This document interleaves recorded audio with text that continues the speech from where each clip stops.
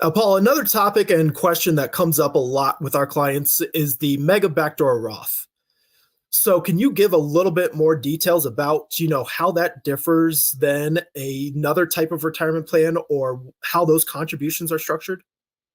Yeah, great question. This does come up a lot, and we could spend, an hour talking about megas and, complexities and how they work. So we'll try and kind of summarize it here for the folks. Um, you know, First of all, typically a lot of times people call it a mega backdoor Roth IRA. It's not an IRA. It's technically a 401k plan that allows for after-tax contributions. So it's a 401k plan with a lot of bells and whistles, okay?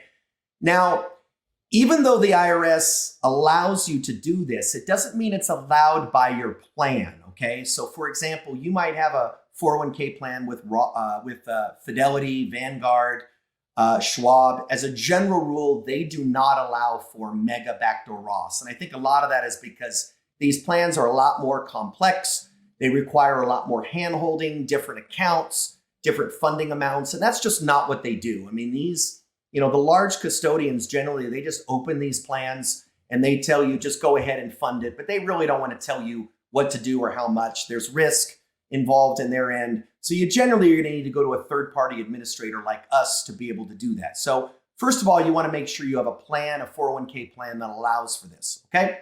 Second of all, the main gist of these plans is there is a limit. In this year, it's $69,000 to a 401k, 76.5 to the if you're 50 or older. And most people watching this might understand if you've got a defined benefit plan or a cash balance plan that you're going to be limited to 6% of your W-2. So if you take your deferral and your 6%, maybe that gets you to 40 grand, whatever the number is, but you've got an extra $20,000, $30,000 to fill up to that annual bucket of the 69,000 or the 76,000. And in that situation, that's where you can take that extra amount and put that into an after-tax contribution, okay? So you would have a employee deferral that's pre-tax, a profit sharing that's pre-tax. Again, pre-tax meaning you get the tax deduction. And then you have this after-tax a portion that acts like a Roth. When you pull this out at retirement, you get the entire amount tax-free. So that's really the benefit. So the three components. In fact, we always tell people don't commingle those together. The pre-tax amounts can go in one bucket. The after-tax amounts goes into a different bucket. And so, we act as a third-party administrator. So we're going to tell you what amounts you can put into what bucket.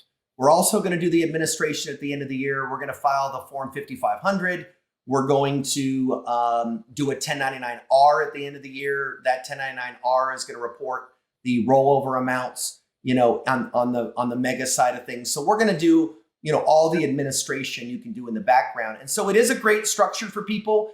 One thing though is a lot of people come to us and they already have a 401k plan in place. And so, the key thing they're going to need to understand is that their 401k probably does not allow it. They're going to have to set up a new one with us that'll have the mega component. There's a headache factor of that. There's a cost factor. So that's something they need to consider, but definitely can work well. Zach, one thing I wanted to quickly point out is the mega is only really going to work for solo plans. When you have group plans with employees, the testing just won't work.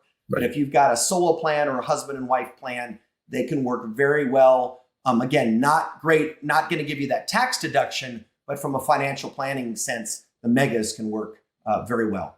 Yeah, great summary.